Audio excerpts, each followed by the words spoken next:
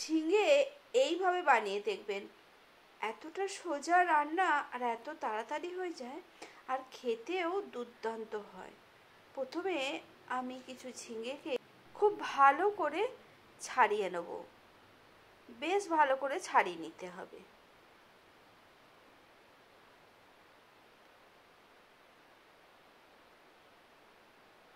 এবার দুটো দিককে কেটে ফেলে দিয়ে একটু বড় বড় করে ঝিঙেগুলো কেটে নেব। বড় বড় করে মানে এই রকম ঝিঙেকে তিনটে উগড়ো করে তার মাঝখান থেকেও আবার কেটে নেব, ঠিক এইভাবে। আবার এগুলোকেও আর্ধেক আর্ধেক করে নেব। সব ঝিঙেগুলোই এইভাবে প্রথমে কেটে নেব। একটু বড় সাইজের করে কিন্তু ঝিঙেগুলোকে কাটতে হবে।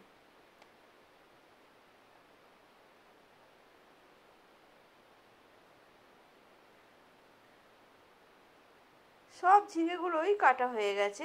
এবার আমি কিছু মশলা বানিয়ে নেব। প্রথমে আমি বেশ কিছুটা নারকেল নিয়ে নিচ্ছি, আর দিয়ে দিচ্ছি একটুখানি সাদা সর্ষে আর একটু পোস্ত, আর দিয়ে দেবো একটা কাঁচা লঙ্কাকে ভেঙে। এর একটা পেস্ট বানিয়ে নেবো একটু জল দিয়ে। এবার একটা টিফিন বক্সের মধ্যে ওই পেস্টটা দিয়ে দিলাম, আর একটুখানি হলুদ গুঁড়ো দিয়ে দিচ্ছি, আর একটু নুন দিয়ে দেবো, আর দিয়ে দেবো একটুখানি চিনি, খুব কম পরিমাণে। সব কিছুকে ভালো করে মিশিয়ে নেব টিফিন বক্সের মধ্যেই। এবার এর মধ্যে দিয়ে দেবো প্রায় 2 চামচের মতো সর্ষের তেল দিয়ে এটাকে আবারও ভালো করে মিশিয়ে নেব। এবার এর মধ্যে কেটে রাখা ঝিঙেগুলো দিয়ে দিচ্ছি। কিছু কিছু করে ঝিঙে দিয়ে খুব ভালো করে মিশিয়ে নেবো মশলার সাথে। আর একটা জিনিস এর মধ্যে দিয়ে দেবো, আর একটুখানি নারকেল কোড়া, সেটাকে দিয়েও খুব ভালো করে মিশিয়ে নেবো। এরপরে বাকি ঝিঙেগুলোকেও দিয়ে দেবো, দিয়ে মশলার সাথে খুব ভালো করে মিশিয়ে নেবো। একদম প্রত্যেকটা ঝিঙেই যেন মশলার সাথে খুব ভালো করে মেশানো হয়ে যায়, সেই রকম করে কিন্তু মিশিয়ে নিতে হবে। ঠিক এইভাবে সব ঝিঙেগুলোই আমি ভালো করে মিশিয়ে নিয়েছি।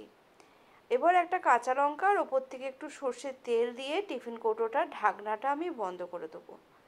এবার একটা প্রেসার কুকার নিয়েছি, তাতে একটু জল দিয়ে দিয়েছি, একটা খাওয়ার স্ট্যান্ড দিয়ে দিয়েছি। স্ট্যান্ডের ওপরে টিফিন কৌটোটা দিয়ে এটাকে 2 থেকে 3টে সিটি দিয়ে দেবো। তারপরে ঠান্ডা হয়ে গেলে টিফিন কৌটোর ঢাকা খুলে দেখিয়ে দিচ্ছি কতটা সুন্দর হয়েছে। আর এটা গরম গরম ভাতে দারুণ লাগে, কোনো রকম ঝামেলাও হয় না, আর খুব সুন্দর ঝিঙেগুলোও বেশ গোটা গোটা থাকে, খেতে দারুণ লাগে। আপনারা অবশ্যই একবার বানিয়ে দেখবেন, কেমন লাগলো সেটাও কিন্তু কমেন্ট করে জানাবেন।